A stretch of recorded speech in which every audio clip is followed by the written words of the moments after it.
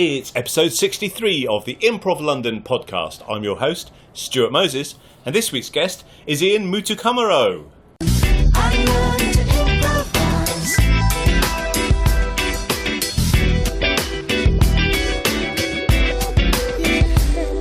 Welcome Ian, how are you? I'm very well. Who and what and how are Nerd Salads? And what is your role in Nerd Salads? Tell me about Nerd Salad. Nerd Salad started... People say, how did it start? And I genuinely say, I don't know. Because the genesis of it started, I'd say, about a year ago. After the beginner's course I did with some of the members, like Bernard and Kat and Duren, who's no longer in the group, and Olivia, who's no longer in the group. We kind of thought we had the idea of wanting to have a group and do performances. We came up with that, and we was like, well, what could we call ourselves? And we had various different names, and one of the interim names we had was Nerd Salad. And that seemed to stick. It wasn't popular with everyone. But I quite liked it. Bernard and I seemed to like it, and we sort of kept with it. And then after we did our performance course at Hoopla, we got another two members in, Azul and Fabian. And after that, it just sort of seemed to form, and all of a sudden, we had a Twitter handle, we had a Facebook page, we had a website, and it's like, oh! And now we have our first gig at one of the Hoopla launch pads. Like, oh, okay, we're apparently a group now. So I don't know when it first started. I think technically our first performance was 11th of October, which I had to look up because I don't actually remember when it was. I'm really not good with Nerd Salad performances like that. Yeah, so it started then, so it's been about a year, and now there was 5 to 6 of us. Went down to about 3 of us at the beginning of the year because 2 people left. And we've hired 4 more people have come into the group. Brilliant. So now there's 7 of us, and it's a nice number, and we're happy. And we're now doing shows and stuff, and it's been very good. So when you had the original lineup, what was the format? What could someone expect from that lineup show? The very best one was exclusively short form, because that's the first thing. That's the only thing we knew. We were in the middle of a performance course. So you had your first performance before the end of the performance course. Wow. Actually, no, hang on, when was it? No, actually, no, hang on. I'd had my first performance then. Then we'd have our short form performances, and we were about to move on to our long form class. And none of us were really confident enough to know what sort of long form format we wanted to do. Right. So our first show was just short form games. We practiced those. And which games? Well, again, we got very technical about all this because we realised we had 15 minutes. So we didn't want to do any games that we didn't have control over. Right. That so we wanted things we could control without timing over it. So I put forward Slideshow, which is one of my favourite games. So how does Slideshow work? Slideshow works where you have one person, which I'll get onto with the long form. We have one person at the front, sort of talking to the audience, and everyone behind making shapes. So it's like you're presenting a slideshow, and whatever you see is the slide that they're doing. So what we do was, I've been on holiday. Where have I been on holiday? Someone shouts out a suggestion. Yes, that's correct. I've been to so-and-so. They'd make a shape. I'd turn around, and I'd have to justify it. Lovely. And I remember we practiced it, and it was fine, it was going well. And then we did it the first time, and you don't factor for people laughing when you practice. So I just remember looking out, and this one girl in like second row just put her hands in front of her mouth and started laughing. And I was just like, it's fine. We now know this format's fine, because I don't have to do anything funny because they've just done it. Yeah. This is no pressure on me. And I turned around and I just remember looking at them and going, what the hell have you just put me into? And I just stayed quiet for a bit, just going, okay. And this is, whatever it was, Yeah, so that was our first game. Then we did. What was it? Okay, before we move on to the next game.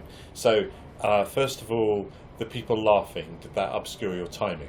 No. Oh, okay. No. Okay. I'd kind of. Because I was quite comfortable with it, I sort of set myself 2 or 3 minutes for slideshow so I could be as descriptive or not descriptive as I wanted to be. So when they started laughing, I was just, I don't need to be very descriptive at all. These guys have done all the hard work and we've got to laugh, and it was great. It was so much fun.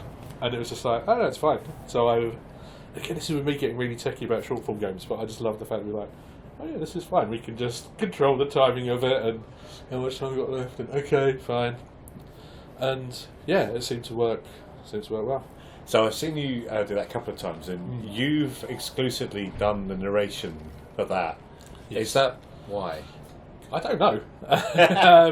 Did you have to fight the others to do it? No, we just sort of do the big thing at the beginning of the show, because what that then turned into was the start of our long form show, our Stitch in Time format, because it was Bernard had this wonderful idea one day we had this idea for a long form format which Katie Shooter taught us in one of our lessons, and he really liked the idea of time jumping, but how to get to that starting point. And at one point he said, why don't we do slideshow and then just take one of those images and start from there and do that? And we were just like, yes, perfect, absolutely. Yeah. And then we'll work out how the technical bits after that, how to do it. But at the start of every show, it's very much who wants to lead, who wants to end. And most of the time it ends up being me, because everyone's going, oh, I don't mind, you can do it.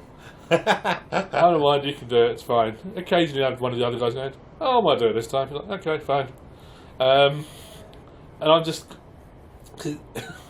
it allows me to do stupid accents. Oh, right. And characters from the off, yeah, which I quite like doing.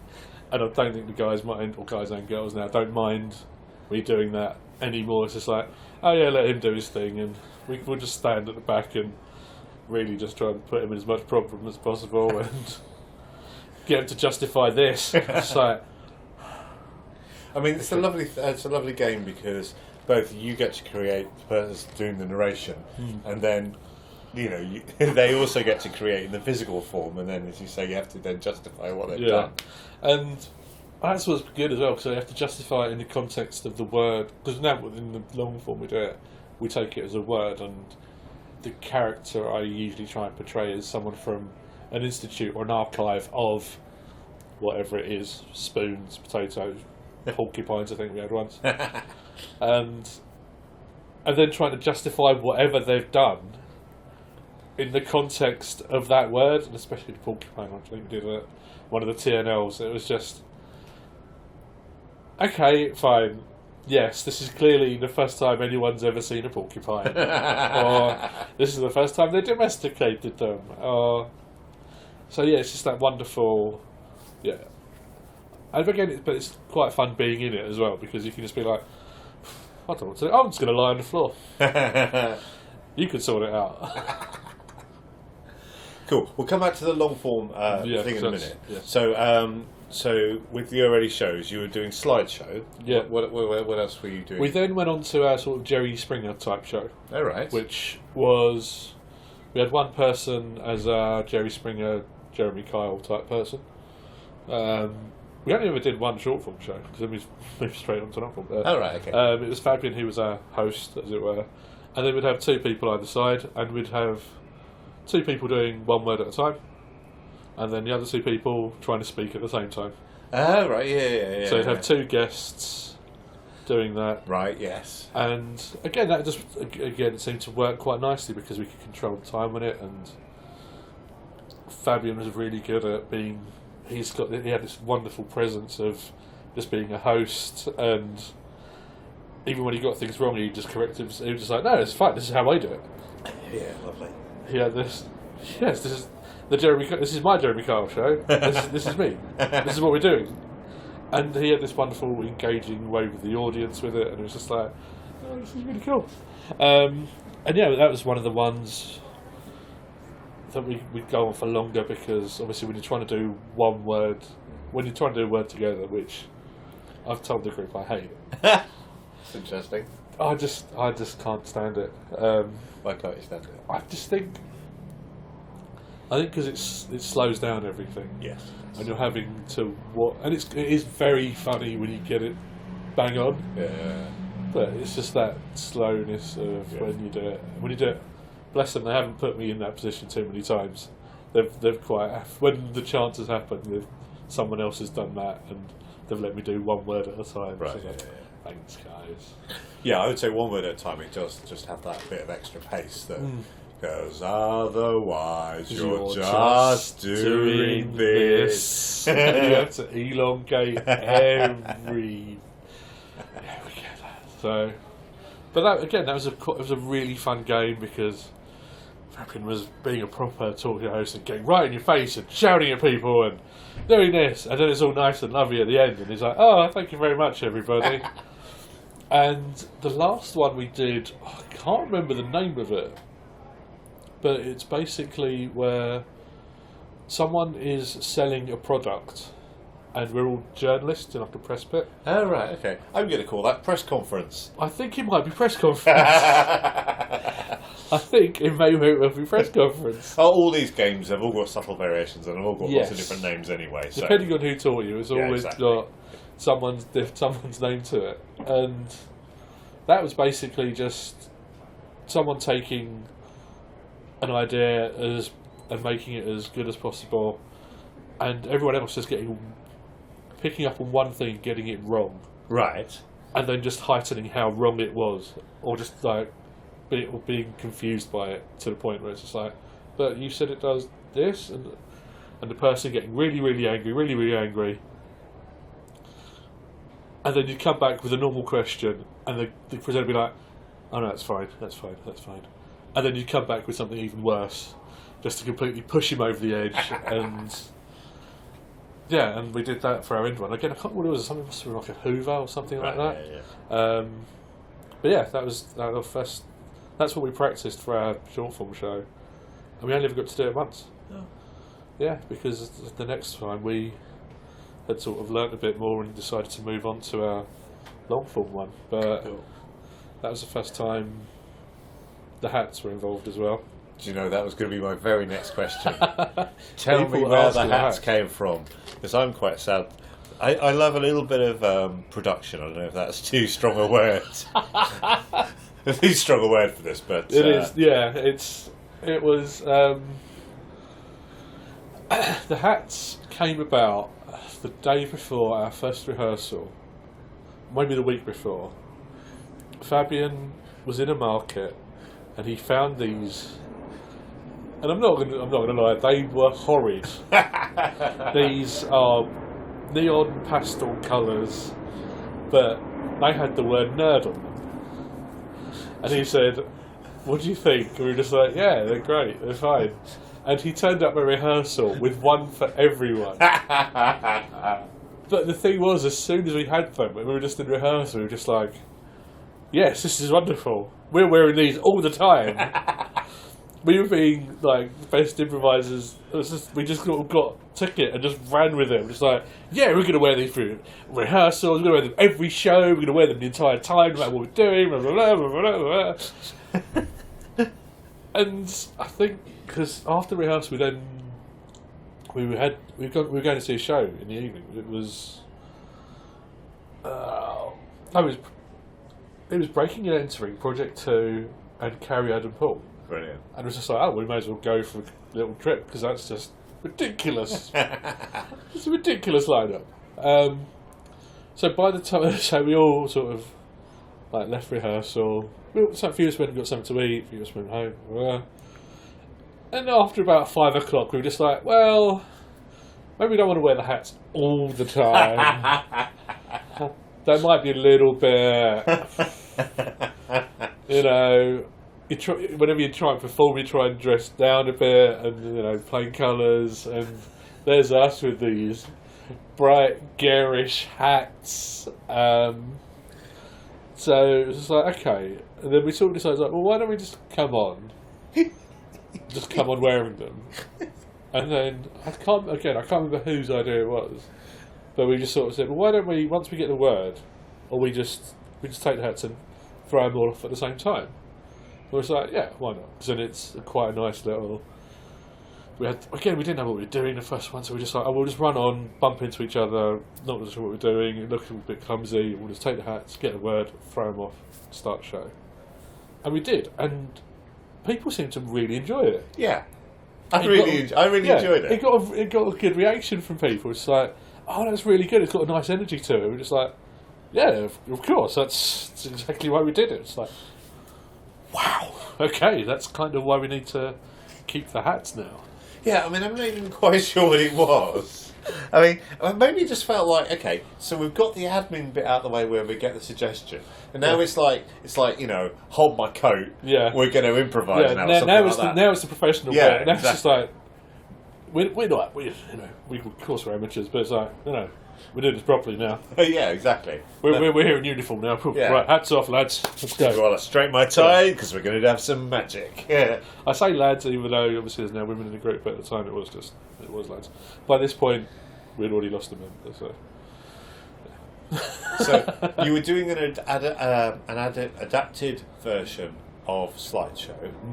So what? So you would do it as a kind of, you said, an archivist or a professor or something like that? Just to try and have some context for it, just so that it wasn't completely random. Yeah. So when we were practicing the long form, that whole, which we called a stitch in time because it was meant to be quite time based, and you'd have jumps backwards and forwards across this one point.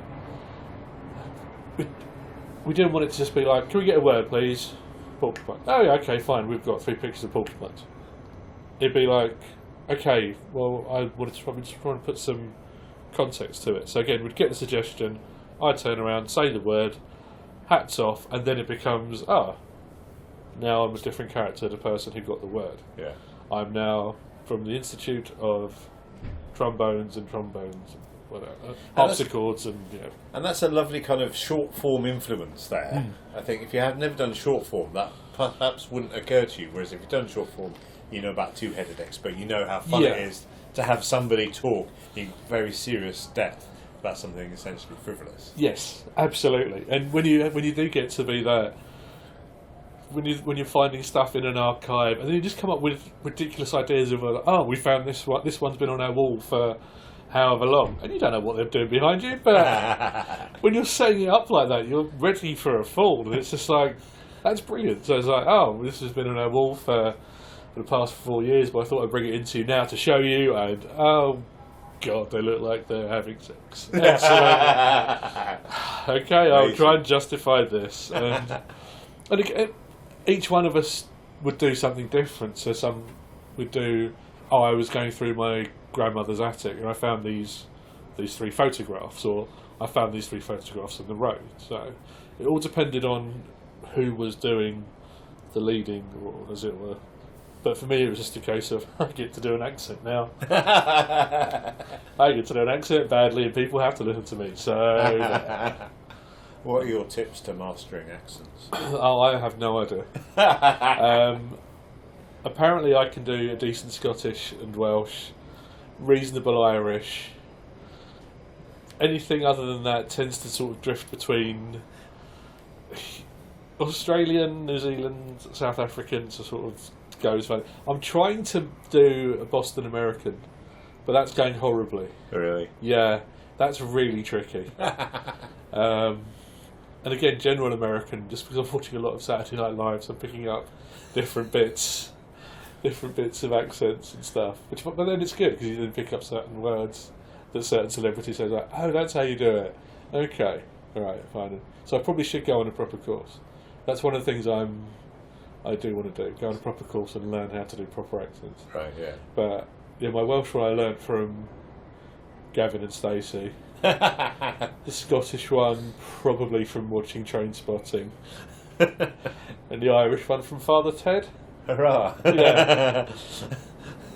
So that's pretty much where I get my accents from, watching too much TV And or film. it is the commitment to the voice rather than necessarily the actual accuracy. Yes. Which is important. Yeah, and it's very rare that it doesn't. The people don't know what it is, which is good. There are certain members of the group whose accents do border on the offensive. Oh dear. Yeah, I won't mention who they are, but you can tell because they won't do any accents. There has been times when, if they've annoyed me, I've just gone, right, we are going to do the next scene set entirely in Dublin, and we're all working for Guinness, and let's see how you get on.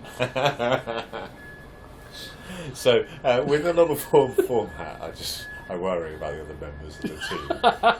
You can probably figure out who it is. Somehow you've got so much power that you're just there, using that power, making them do things. You say it to I've never done. I have never done that. I've never made them do an accent. Well, I have.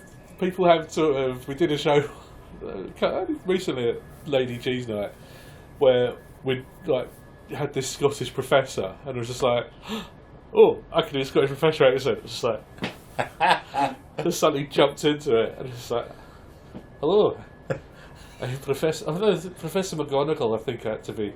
Yeah, that's not bad. it's not bad. Yeah. Oh, and again, part of Harry Potter as well. So. It's educational. Yeah, in many it's an education in accents. I just like the idea of nerds have rehearsal and you've identified certain weaknesses of other team members, and for their own benefit, you just force them to do drills until they get better. Yeah, I wish I could do that, but they don't listen to me.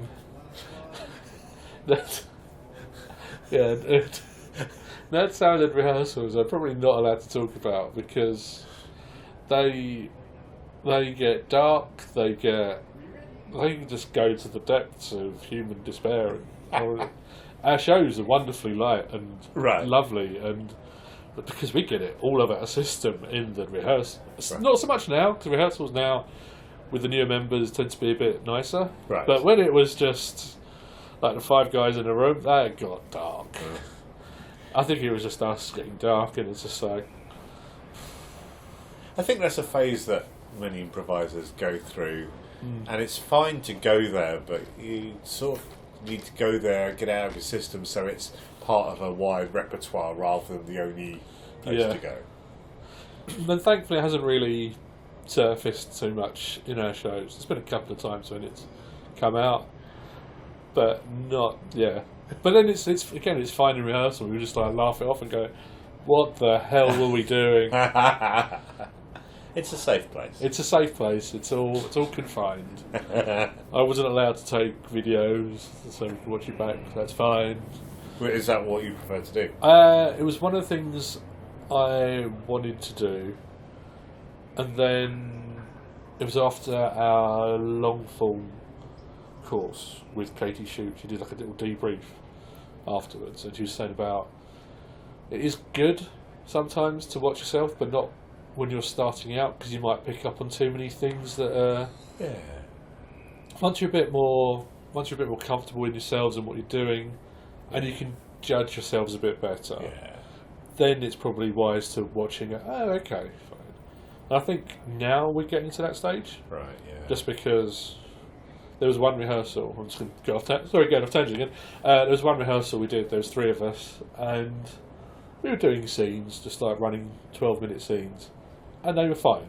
And we come out and we're going, yeah, that was good. We went, yeah, it was good, but what was wrong with it? Well, not wrong with it, but why didn't it feel better? And we'd look at it from a more improv sort of view. Okay, we had strong characters, but what were our relationships with those characters? Okay, so we didn't really have quite strong relationships. Let's try again, but we'd try and have strong relationships.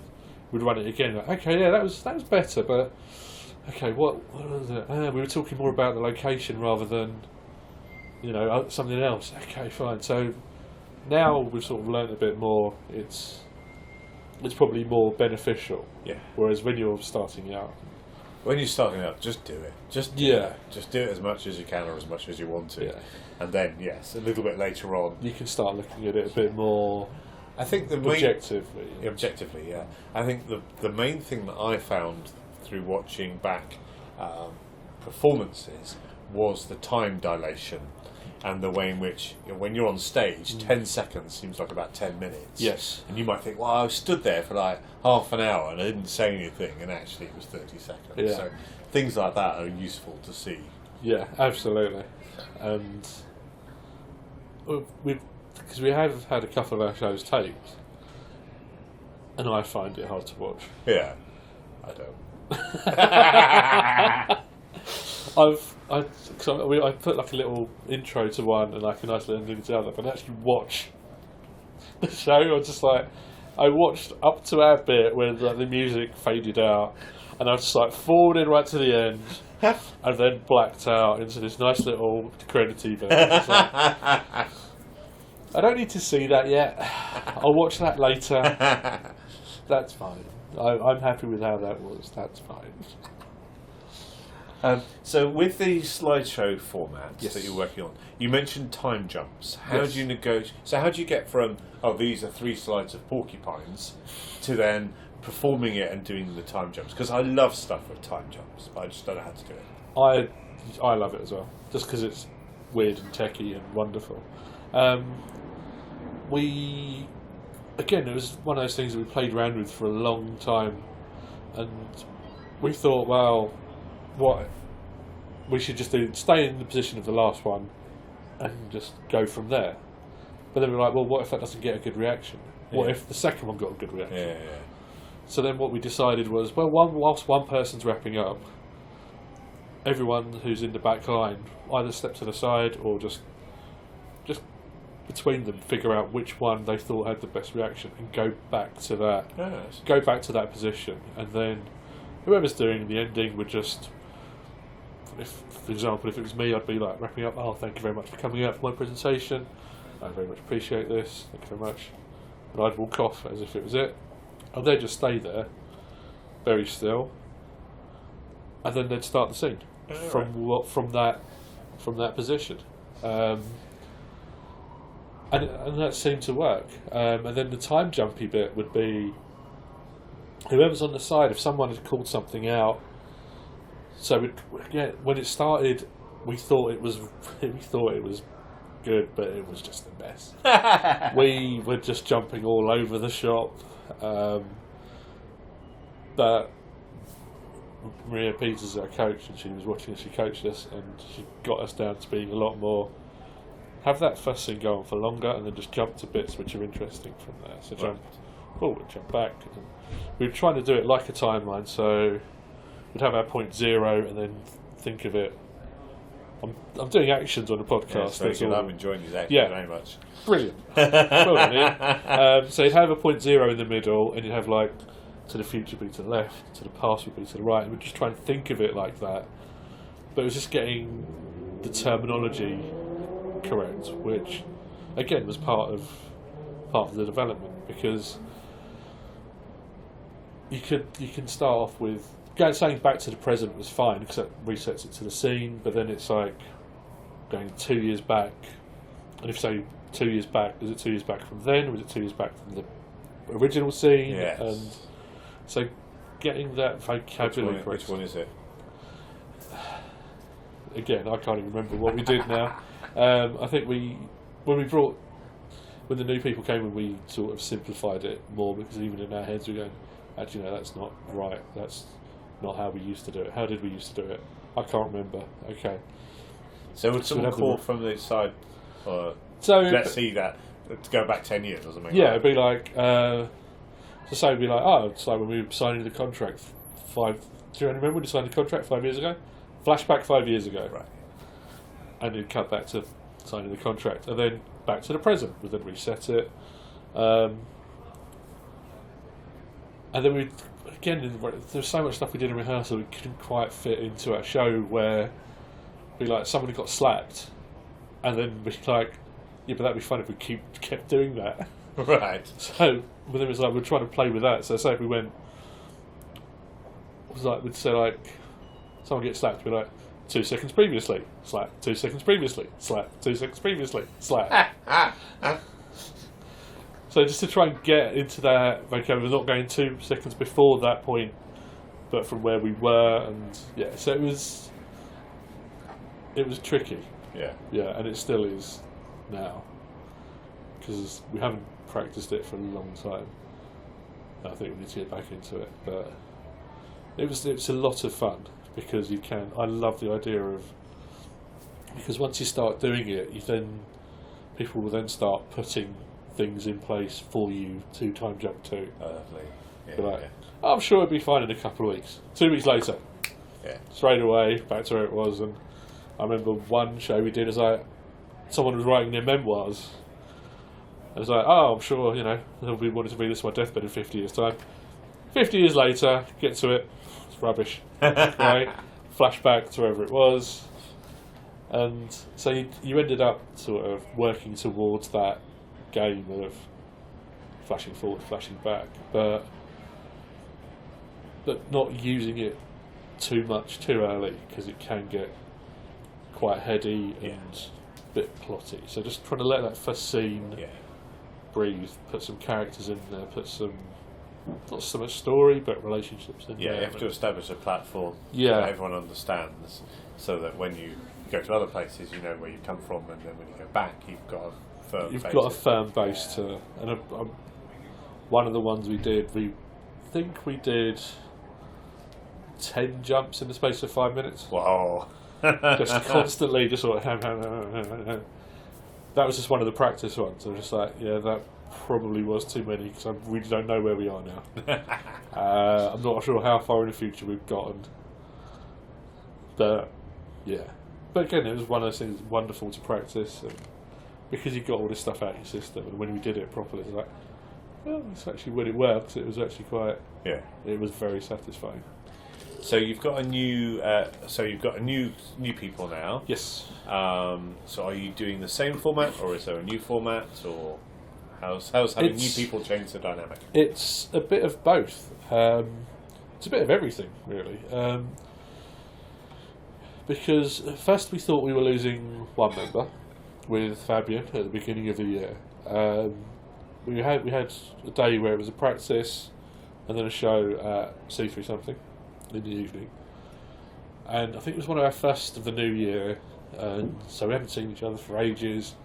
So we've all come in, everyone's very huggy and happy, and he goes, "Oh, I just thought I'd tell you guys, I've quit my job." He was like, "Oh wow, well done, More time to improvise." Yeah, excellent. Oh, that's great. Oh, what are you gonna do? He's like, "Oh, don't know. Not sure yet. I've got for like 3 months' notice and everything like that." I was like, "Oh, okay, fine." And like as the rehearsal went on, he just sort of going, "Well."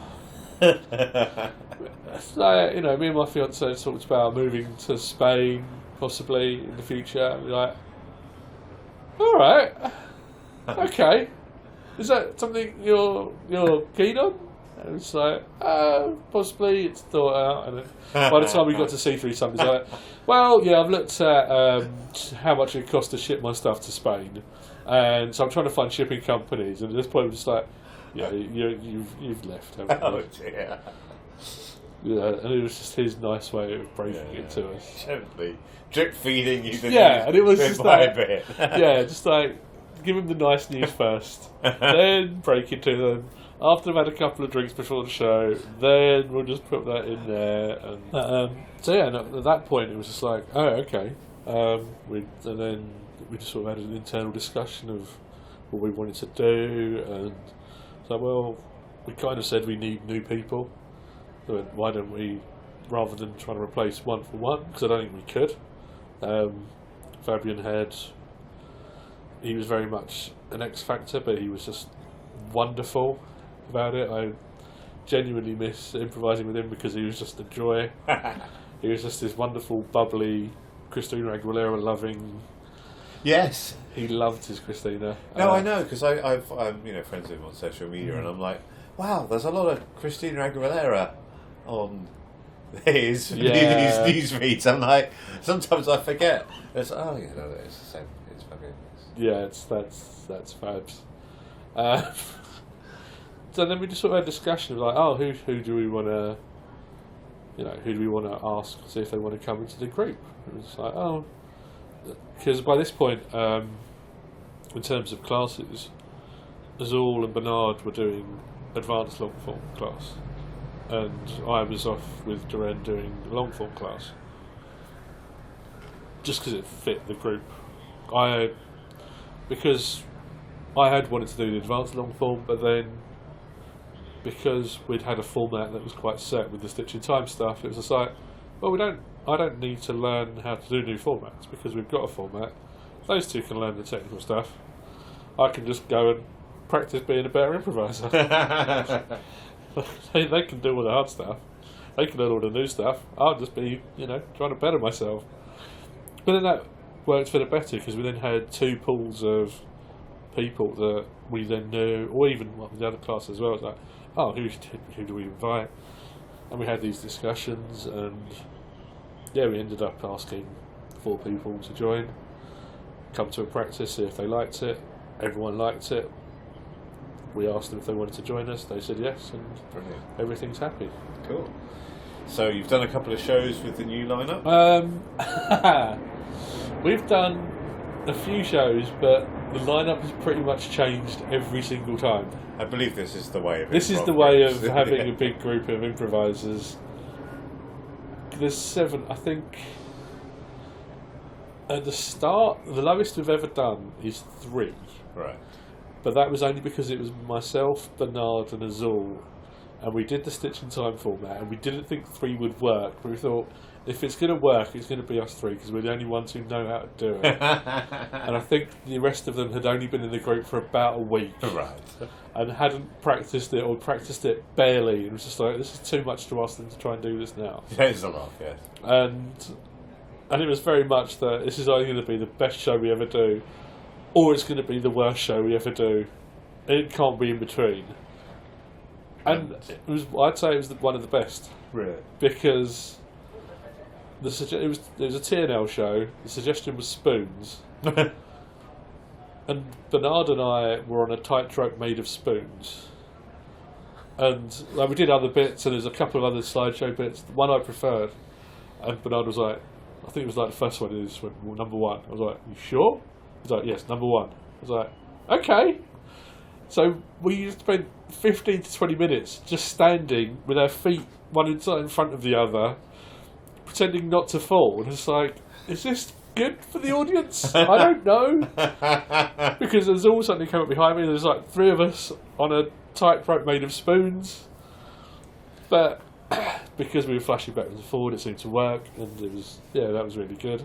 And then after that, it's just been like 4 of us, different falls at a time, up until last Friday, when it was all 7 of us for the first time in either a show or a rehearsal at the Leicester Square Theatre. Wow, that's a good place to make a debut for yes. you. So that was part of Zeal. It was part of the Zeal Improv Festival, yes, yeah. Which we were very, pardon the pun, proud to be a part of. It seems to be a wonderful success. I went to the Sunday night one at C3 something. That was fantastic because the Music Box were there headlining, who were great. Obviously, they're just wonderful.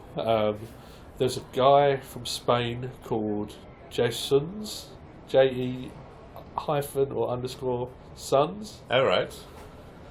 And he's from Spain, he's from Madrid too, but his English wasn't his first language, and he was improvising a song, but the guitar was out of tune.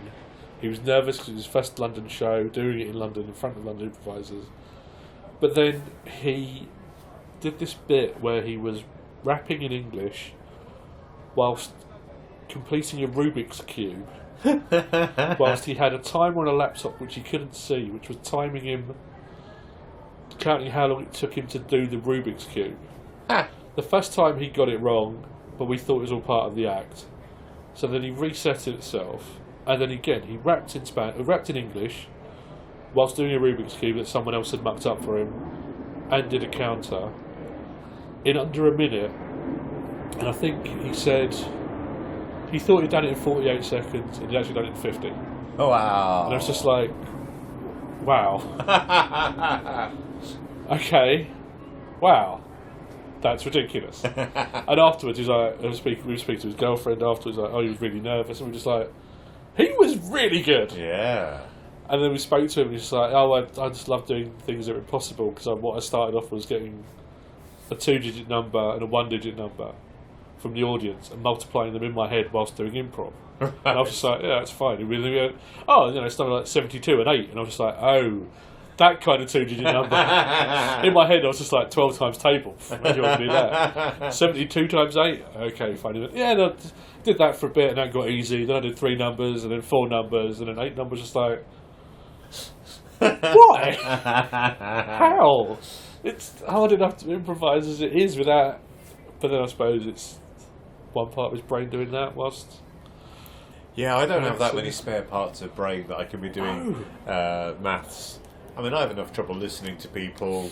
Oh God, yeah, I'm the worst at that. You know, whatever else is you're supposed to do when you're improvising. Can't remember now. Yeah. And they're supposed to listen and agree. Names and listening are the things I'm horrible at. Names is just practice. Yeah, it's all practice, really. Yeah, there's one show at the Miller where I got Bernard and Azul's names mixed up. Oh no! And I was shouting Azul's name at Bernard, who was meant to be in the hospital bed, and he wasn't replying. And I thought, "What are you doing? Just answer me!" And then Azul thankfully just steps in. And it's like, "Yes." I heard you calling my name. I was like, "Ah, yes." And then I suddenly remember the other person's name. I was like, oh yes, the patient. I just wanted to talk to you about the patient. Wow, so you'd actually forgotten the real person's name. I'd got mixed up. Yeah. I genuinely, and I was just shouting at Bernard, and he wasn't reacting. I was like, are you sniffing me on purpose? What? And then thankfully Azul suddenly figured out what was wrong. So you've got my notes. Like, yes, okay, yes, I'm the doctor, and thank you. I can now tell you what's wrong with the patient. Mr. So-and-so. But what a lovely improv moment where your team came in and rescued you from calling them by the wrong name. Yeah. So that's one of the things I love about it, because we'll happily do it in a rehearsal where we pimp each other out.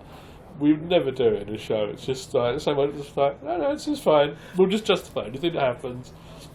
We'll do this, we'll do this. Like, oh yeah, cool, okay. But yeah, in rehearsal we see anything goes. So going back to the Zeal Yes. show, what was the format for that? That was kind of based on A Pretty Flower. Right. Which is, it was one of those things where we had new people in the group. Part of it is teaching them the existing format that we have, because it's a nice format to learn.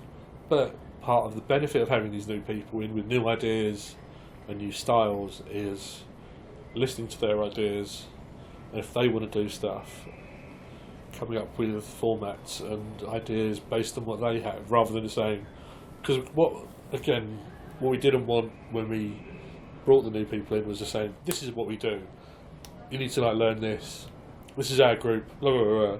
It's very much, if you'd like to join us, we'd love to have you, sort of thing. This is very much a two-way thing. If you enjoyed working with us, then we'd love to have you, because we think you're great.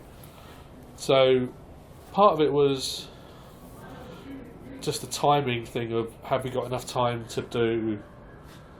for everyone to be comfortable with the Stitch in Time format, because it is so technical and so heavy. Do we have enough time before this big show? Because part of it was, because I would do most of the admin for it, I found out we were playing Leicester Square Theatre quite early on, but I wasn't allowed to tell anyone because of certain other groups not confirming and stuff like that. So the only other person who I know has access to the emails is Azul. So I emailed him and just said, have you seen the emails? He's like, no, right. And then he said, oh, that's cool. It's like, it's ridiculous. This is ridiculous. And then eventually we got to tell people, it's like, I was allowed to say, we've got a show on the 7th of July. Okay. It wasn't complete secrecy. No. I just like the idea of you trying to steer the group into doing everything they need to prepare for this show without actually telling them what the show is or where it is. Just how big it was in terms of it's the biggest show we've played so far, and it was wonderful. And it's just like, I really want to tell you, I don't want to panic you. I know you haven't been in the group this long. You probably might not have that many performances with us. But by the way, you're in the West End. You know when I said I was going to make you a star? Yeah. Well, that's come round slightly earlier than I expected. Stick with me. Yeah, don't worry, it's fine. So the format of the Pretty Flower, how does that work? Pretty Flower is basically what we do. What did we do? We got a suggestion from the audience, and we were doing it with, let's say, there's like 4 or 5 of us, and we'd have 2 or 3 people do one main scene, and any sort of tag outs, well, basically tag outs, would be offshoots from that scene. So it'd be, I don't know. Sorry, I'm distracted by the sound of the mind meld going on next door. Sorry, I was literally listening, and then I thought it was outside. I think it is. I think it's coming. It's coming through the window from the next. Yeah. Oh. I thought all these medical students are walking up and down, and it's just the improv has seeped out, and they've just been infected by doing a mind meld as they walk down the street. That would be wonderful. More people should do a mind meld. I hate mind meld. Really? Yeah. Oh, we do one of our warm-ups. I'm quite good at it.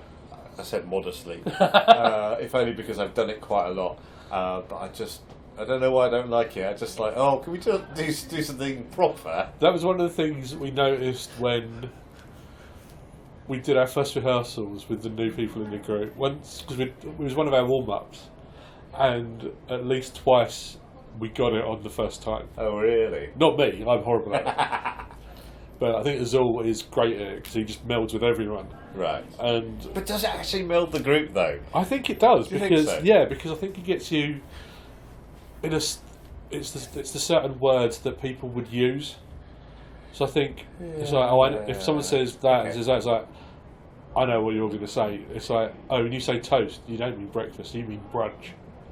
It's that sort of, because a lot of the time I notice when we do it with the new people, there's a lot of what I call circling the drain. They're in the same, they're almost like the same word, but not quite.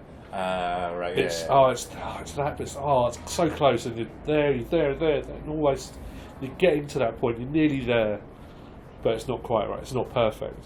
Whereas I think once where we've been doing it for ages, it's like bam, bam, oh yeah, done. Right, no, that one. Bam, bam, yeah, no, that one. Oh yeah, I know what you're going to say. You're going to say that. Okay, fine. So I think it just gets you onto that level of So now we try and do it within 5. Wow. Okay. But that does partially convince me of it. Anyway, I interrupted you, and you were telling about the Pretty Flower, and so you've got a main scene going on. Yeah, so you've got the main scene going on, and then if we hear something that's interesting, it doesn't have to be directly related to the scene. It can be a theme, it can be something that someone said. Someone from the side will either tag one or everyone out, bring someone else in and do a scene, very short scene, just like a few lines maybe. There's a side scene, and then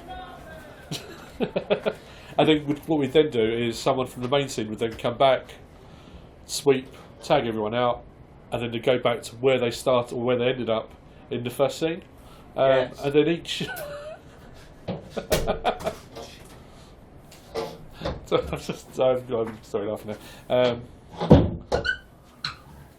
That one as well.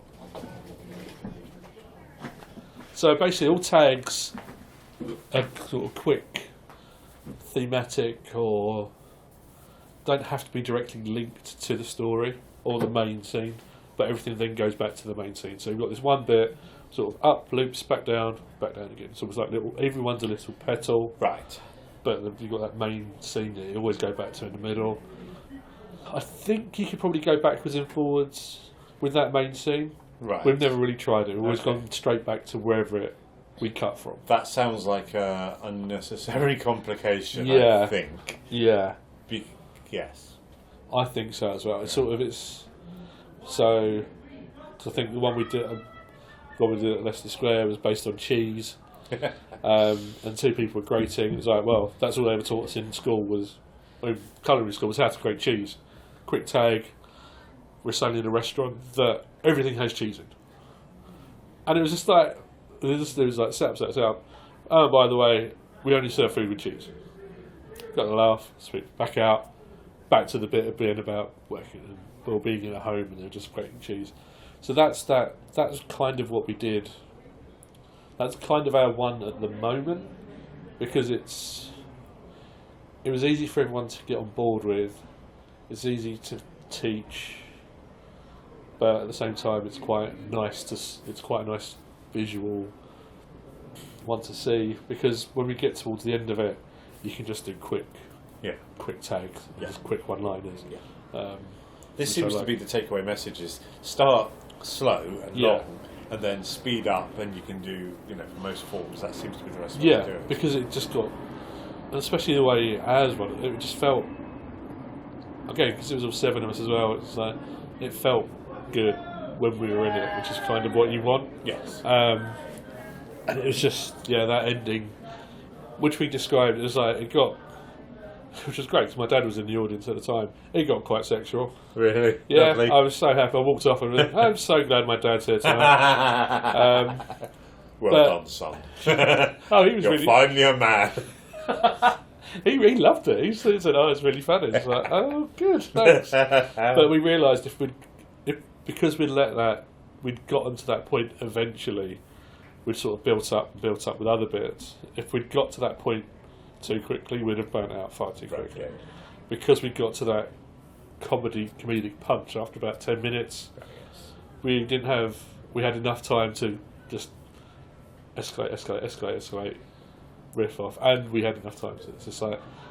So I think that's quite a nice. It was like we kind of knew we didn't want to hit that too early. Yeah. It was just one of those very nice moments in improv when things just work. Yes.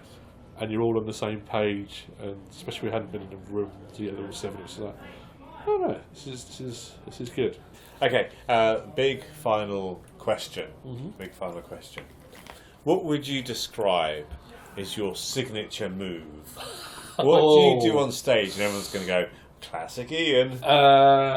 Okay. I think from performances, it would probably be the Scottish person at the front doing the talk from the Institute of Porcupines, or the nervous Welshman who's always fiddling with his hands. He doesn't really know what to do. What I tend to do, and I just remember speaking to Katie Shute about this in one of her classes, because I tend to smoke a cigarette. I don't actually smoke in real life, but she was like, "Oh, change up how you smoke." So if it's always with your right hand, doing the left hand, or a cigar, what I've noticed I do is I'll smoke for a bit and then drop it to the floor and stamp it out. Right, yeah. Or I do because I do glasses off and wipe them on the imaginary shirt. Oh, that's a nice and one. then put them back on. Yeah. So I think that's probably the signature move if I had to. Although, that's probably a question for other members of the group. They'd probably say annoying, a complete git after the show, which I fully admit I am.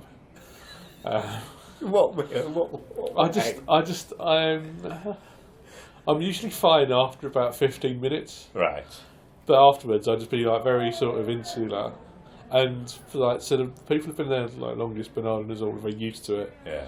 But we did a show at the Miller a couple of weeks ago, and everyone's like, "Oh, it was really good, wasn't it?" I was like, "Yeah, it's good. Yeah, it's fine." You alright? Are you sure it's fine? Like, yeah, no, it's fine. Don't worry, it's good. It's good.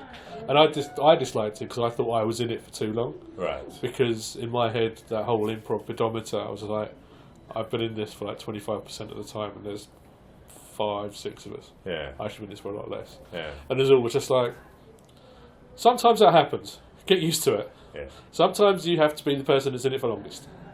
It's just like, fine, you're right, okay. Fine, stop being right. I don't like this. And then afterwards, I was like, look, I'll apologise now, but this is how I am. I'm like this after a show. I'm sorry. The show was fine. And I'll tell you so afterwards on WhatsApp groups. I'll say how wonderful it was. Just let me be miserable for a bit. And then again, it was a Katie Shute thing. Like, it says, you're allowed to be as miserable or happy for as long as the show was. That's nice, yes. So it's like I give myself those. If I'm feeling like that, the 15 minutes was like, fine, whatever, it's one show. Move on to the next one. I made this.